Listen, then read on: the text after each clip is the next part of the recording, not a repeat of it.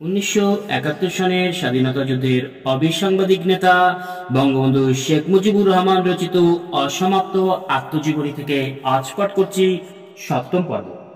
এই সময় একটা ঘটনা হয়ে গেল। হিন্দু মুসলমানদের মধ্যে একটু আড়াআড়ি চলছিল। গোপালগঞ্জ শহরের আশেপাশেও হিন্দু গ্রাম ছিল। দুই একজন মুসলমানের উপর অত্যাচারও হল। আব্দুল মালেক নামে আমার এক সহপাঠী ছিল। সে খন্দকার শামসুদ্দিন সাহেবের আত্মীয় হয়। একদিন সন্ধ্যায়, আমার মনে হয় মার্চ বা এপ্রিল মাস হবে, আমি ফুটবল মাঠ থেকে বাড়ি ফিরছি। আমাদের খন্দকার শামসুল হক ওরফে বাসু মিয়া মুকদার সাহেব পরে মহকুমা আওয়ামী লীগের সভাপতি ছিলেন। ডেকে বললেন, মালেককে হিন্দু সভাপতি নুরেন ব্যানার্জির বাড়িতে ধরে নিয়ে মারপিট করছে, যদি পারো একবার যাও, তোমার সাথে ওদের বন্ধুত্ব আছে বলে তাকে ছাড়িয়ে নিয়ে আসো। আমি আর দেরি না করে কয়েকজন ছাত্র ডেকে নিয়ে ওদের ওখানে যাই এবং অনুরোধ করি ওকে ছেড়ে দিতে। রামাপদ দত্ত নামে এক ভদ্রলোক আমাকে দেখেই গাল দিয়ে বসল। আমিও তার কথার প্রতিবাদ করলাম এবং আমার দলের ছেলেদের খবর দিতে বললাম। এর মধ্যে রমাপদরা থানায় খবর দিয়েছে। 3 জন পুলিশ এসে হাজির হয়ে গিয়েছে। আমি বললাম, ওকে ছেড়ে দিতে হবে, না হলে কেড়ে নেব। আমার মামা শেখ সিরাজুল হক তখন হোস্টেলে থেকে লেখাপড়া করতেন। তিনি আমার মা ও বাবার চাচাতো ভাই।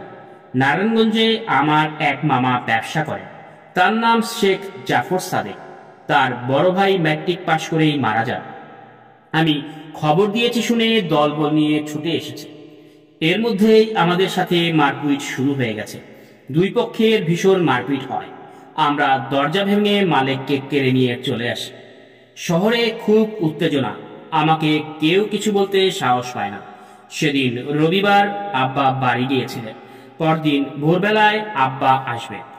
বাড়ি গোপালগঞ্জ থেকে 14 মাইল দূরে। আব্বা শনিবার বাড়ি যেতেন আর সোমবার ফিরে আসতেন। নিজেরই নৌকা ছিল। হিন্দু নেতারা রাতে বসে হিন্দু অফিসারদের সাথে পরামর্শ করে একটা মামলা দায়ের করল। হিন্দু নেতারা থানায় বসে এজাহার ঠিক করে দিলেন। তাতে খন্দকার শামসুল হক মুক্তার সাহেব হুকুমের আসামি, আমি খুন করার চেষ্টা করেছি, লুটপাট দাঙ্গা হাঙ্গামা লাগিয়ে দিয়েছে। ভোরবেলায় আমার মামা মুক্তার সাহেব, খন্দকার শামসুদ্দিন আহমেদ, MLA সাহেবের মুহুরিশ জহুর শেখ, আমার বাড়ির কাছে বিশেষ বন্ধু শেখ নুরুল হক ওরফে মানিক মিয়া, সৈয়দ আলী খন্দকার, আমার সহপাঠী আব্দুল মালেক এবং অনেক ছাত্রের নামে এজাহার দায়ের হয়েছিল। কোনো গণ্যমান্য লোকের ছেলেদের নাম বাকি রাখে না। সকাল 9টায় খবর পেলাম আমার মামা ও আরো অনেককে গ্রেপ্তার করে ফেলেছে। আমাদের বাড়িতে কি করে আসবে, থানার দারোগা সাহেবদের একটু লজ্জা করছিল। প্রায় 10টার সময় টাউন হল মাঠের ভিতরে দাঁড়িয়ে দারোগা আলাপ করেছে। তার উদ্দেশ্য হলো আমি যেন সরে যাই। টাউন হলের মাঠের পাশেই আমার বাড়ি। আমার ফুফাতো ভাই মাদারপুর বাড়ি আব্বার কাছ থেকেই লেখাপড়া করত। সে আমাকে বলল, মিয়া ভাই, পাশের বাসায় একটু সরে যাও না। বললাম, যাব না, আমি পালাবো না, লোকে বলবে আমি ভয় পেয়েছি। এই সময় আব্বা বাড়ি থেকে ফিরে এসেছেন। দারোগা সাহেবও তার পিছে পিছে বাড়িতে ঢুকে পড়েছেন। আব্বার কাছে বসে আস্তে আস্তে সকল কথা বললেন। আমার গ্রেপ্তারি পরোয়ানা দেখালেন। আব্বা বললেন, নিয়ে যান। দারোগা বাবু বললেন, ও খেয়ে দিয়ে আসুক, আমি একজন সিপাহী রেখে যেতেছি। 11টার মধ্যে যেন থানায় পৌঁছে যায়, কারণ দেরি হলে জামিন পেতে অসুবিধা হবে। আব্বা জিজ্ঞেস করলেন, মারামারি করেছ? আমি চুপ করে থাকলাম, যার অর্থ করেছি। আমি খাওয়া দাওয়া করে থানায় চলে এলাম। দেখি আমার মামা, মানিক, সৈয়দ আরো 7-8 জন তাদেরকে পূর্বেই গ্রেপ্তার করে থানায় নিয়ে এসেছে। আমার পৌঁছার সাথে সাথে কোর্টে পাঠিয়ে দিল। হাত করা দেয় নাই, তবে সামনেও পুলিশ, পেছনেও পুলিশ।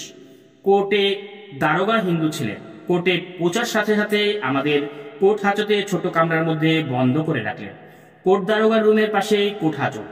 আমাকে দেখে বললেন, মুজিবর খুব ভয়ানক ছেলে, ছোড়া মেরেছিল রামাপদকে, কিছুতেই জামিন দেওয়া যেতে পারে না। আমি বললাম, বাজে কথা বলবেন না, ভালো হবে না। যারা দারোগা সাহেবের সামনে বসেছিল তাদের বললেন, দেখো ছেলের সাহস। আমাকে অন্য সকলে কথা বলতে নিষেধ করল। পরে শুনলাম আমার নামে এজাহার দিয়েছে, এই কথা বলে যে আমি ছোড়া দিয়ে রামাপদকে হত্যা করার জন্য আঘাত করেছি। তার অবস্থা ভয়াবহ খারাপ, হাসপাতালে ভর্তি হয়ে আছে। প্রকৃতপক্ষে রামাপদের সাথে আমার মারামারি হয় একটা লাঠি দিয়ে।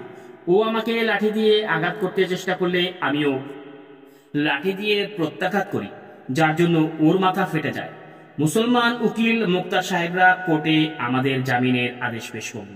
একমাত্র মুক্তার সাহেবকে টাউন জামিন দেওয়া হলো।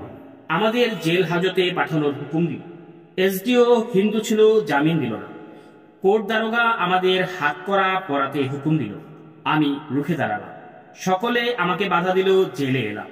সাব জেল একটা মাত্র ঘর, একপাশে মেয়েদের থাকার জায়গা, কোনো মেয়ে আসামি না থাকার জন্য মেয়েদের ওয়ার্ডে রাখল। বাড়ি থেকে বিছানা, কাপড় এবং খাবার দেবার অনুমতি দেওয়া হলো। শেষ পর্যন্ত 7 দিন পরে আমি প্রথম জামিন পেলাম।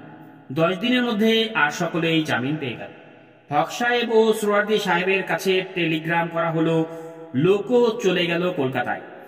গোপালগঞ্জে ভীষণ উত্তেজনা চলছিল। হিন্দু উকিলদের সাথে আব্বার বন্ধুত্ব ছিল।